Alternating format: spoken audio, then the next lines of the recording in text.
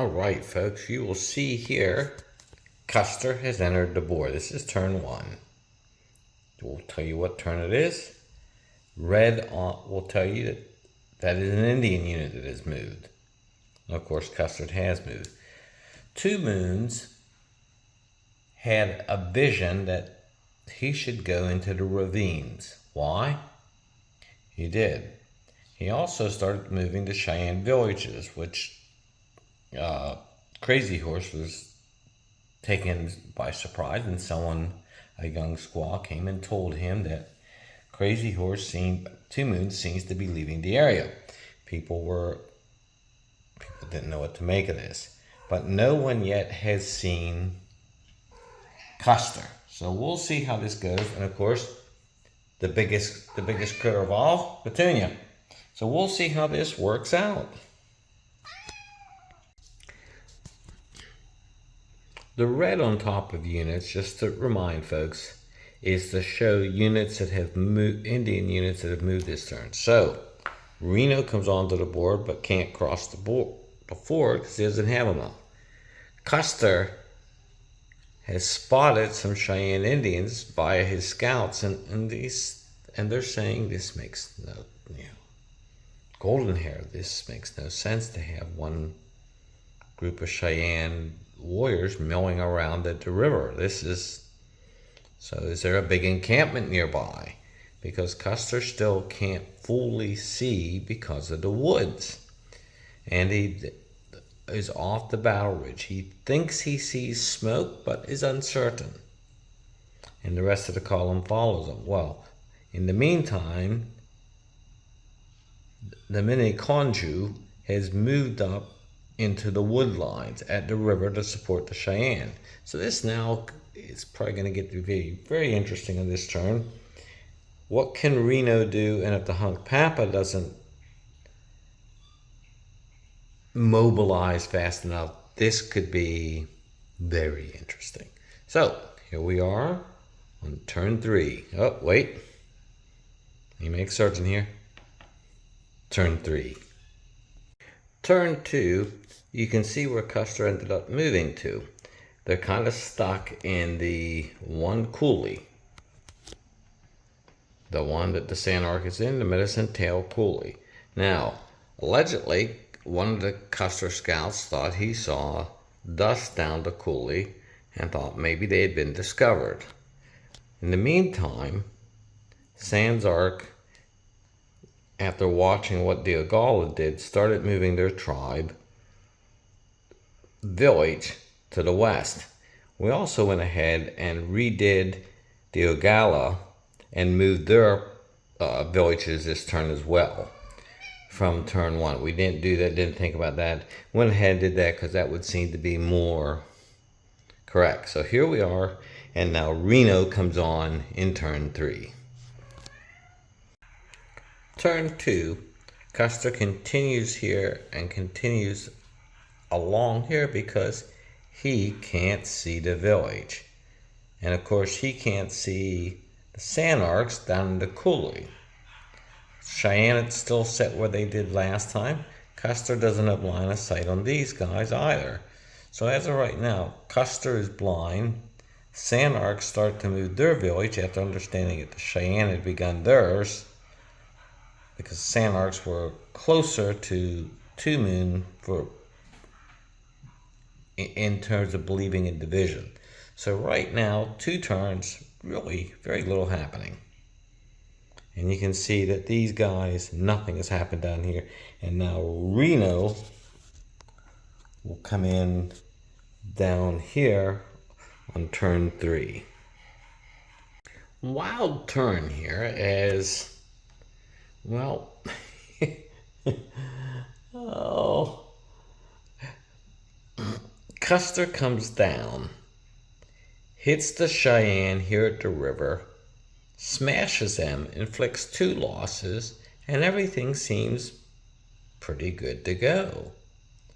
Well, the Mini Conju comes up, and it looks like they've got Custer well done, except Custer rolls an 8, which then allows him on the combat table to cause an attack or retreat. So Custer seems to be sitting in a pretty good spot. Well, Smith and Calhoun should have perhaps should have attacked here. They didn't. They were going ahead and making certain that they stayed right where the boss wanted them. Reno. Whoa. Reno has big issues. Reno loses Captain French's unit, who I just saw, there's a book out on M Troop today. Reno is wounded, and Reno's command is now, you think, 5 out of 13 is down approximately 37% in strength because French is now combat ineffective. So let's go ahead and actually do Smith's attack up here. Let's go ahead and redo that. Smith's a 9. 9, 12, the Cheyenne rule 20, and that would cause, let's look at it, 22 for the defender. So the attacker retreats. So Smith retreats. Okay, well, he'll retreat in back of Custer. So that way we went ahead and did the turn correctly, and everybody's happy. Okay, down here, the Hunk Packer did not get anything to generate a movement for them. Reno heads across, retreat forward to the north, hoping to link up with Custer. Now over here, Custer sees his best opportunity after hearing noise to the north first. Custer is certain he's going to bust across the river right here because his scouts say big Indian encampment, lots of hostages. He's ready to do it, except up here Keogh is overrun by the mini Konju. Keogh is wiped out off the map, and now it is 4-0 that the Indians are ahead. Well, Custer goes ahead and says, well, let's recover this situation. Let's hit these guys. We've got 9, 12, 17 to 8. This should be a gimme. Well, should be a gimme, except that these guys rolled a 9 that made it 17-17. All Custer had to do was roll. The odds are 70% of his chance of rolling a 4 or better. He rolls a 3. They only retreat.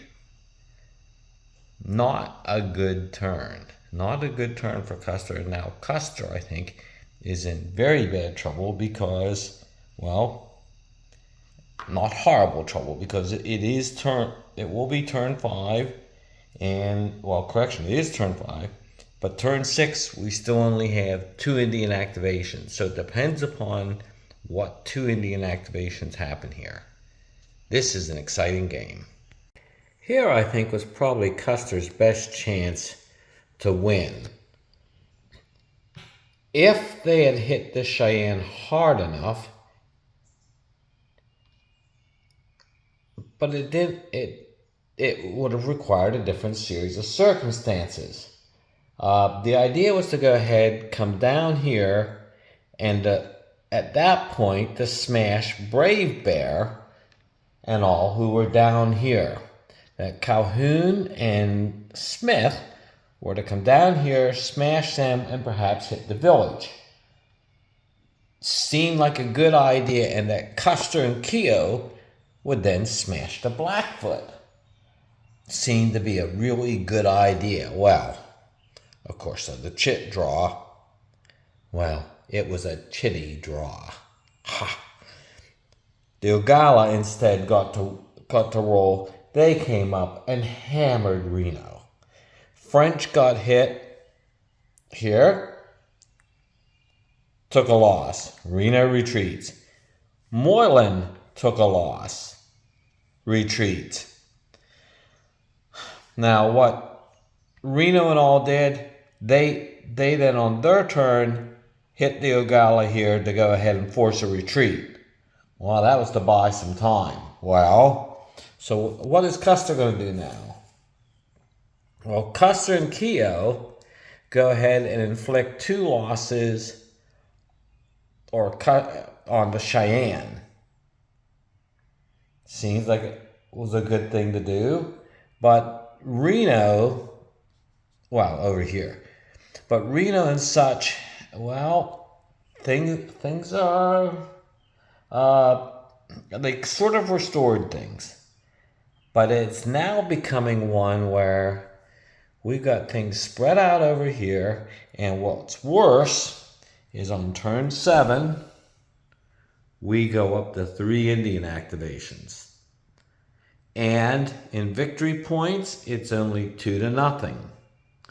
Certainly not where you want it.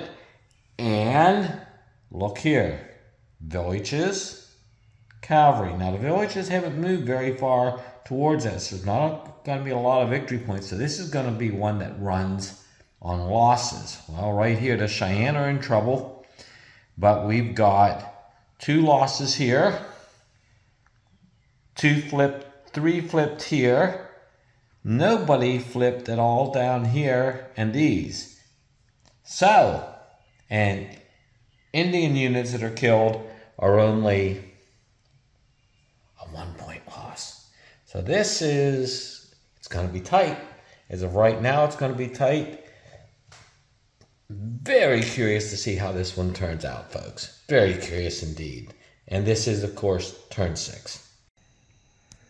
Start at turn 7, 7th Cavalry. Benteen wants to try to come up and take out the San Arc. Reno is hoping to get down as far as here, but he can't go 1, 2, 3, 4, 5, except entering an enemy zone of control costs 1 movement point, so he can't get there. So Reno would have to stop here, and Custer will want to move up here to take the defensive advantage and hope that in turn 7 the 3 Indian activations don't impact him horribly. Turn 8, another wild turn. Cheyenne attack looked like a sure winner here on Custer, 21-11. Sure thing. Except Custer rolls an 8. 21-19, so Custer gets to retreat. Custer goes ahead and waits. The mini Conju attacks. Seems like it's a good attack. 14-11. Well, it's not. Because it turned into a 14-21 attack. They suffer 2 losses and now have to retreat back. Custer withdraws up to here. Reno holds in place. The Papa hits Benteen down here, surprises hitting him in the flank, and causes 2 losses to McDougal and Gibson, who are now put with the pack train. Benteen is going with Godfrey and Weir to try to save Custer's bacon. What do you think, folks? Turn 9, let me put my markers there. I'm not fully able to assess what I think happened here and what it means. The Hunkpaka, well, actually, the Ogala swamped Custer over here. Well, Custer wins the fight and forces the Ogala to retreat. The Ogala then hits Reno hard and kills McIntosh. Benteen attacks and causes 2 Blackfoot units to flip. The Hunkpaka then hit the mule train, and McDougal's group, they sacrificed the mule train and kept the 2 units. The Blackfoot then go ahead and hit Benteen. An even fight, 11-11, except the Blackfoot rolls a 10, Benteen rolls a 6. So it's a 1 loss for Benteen. Benteen retreats. But what you see here now is they're all linked up in one spot. This could be another massacre. It's all a matter who draws, but now that this is turn 10, we are at Fort Indian activation. So this is going to get to be very, very interesting, folks. Well, turn 10. Let's tell you how this went. Benteen was the hunk path.